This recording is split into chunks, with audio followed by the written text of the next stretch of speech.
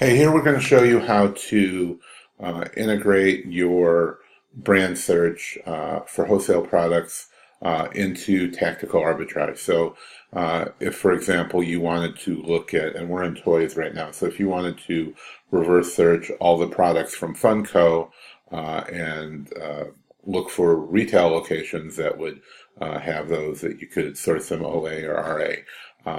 It's quite simple. So we went to we're already in the wholesale section for toys, and all we're going to do is select whatever brand or multiple brands that we want to see whatever we can find data on. So now we have a limit of 25,000 lines in Tactical Arbitrage, and select more than 25,000 products, but you can select multiple brands or you can just select one brand. So if you just want to see Funko, but if you wanted to see Funko and Lego and like Rubies, and this is good for brands that you really couldn't necessarily get wholesale accounts with.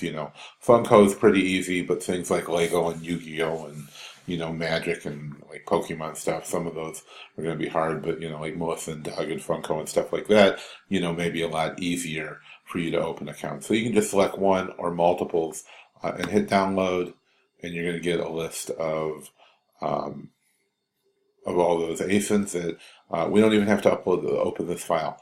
All we have to do is go over to Tactical Arbitrage, and we're going to go to the reverse search, and we're going to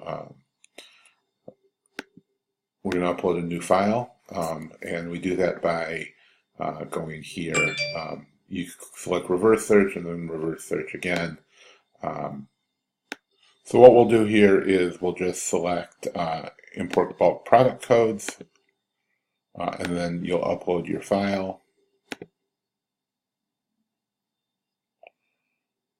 Select your file, press upload, and then it'll automatically detect which one is the ASINs, and you hit upload.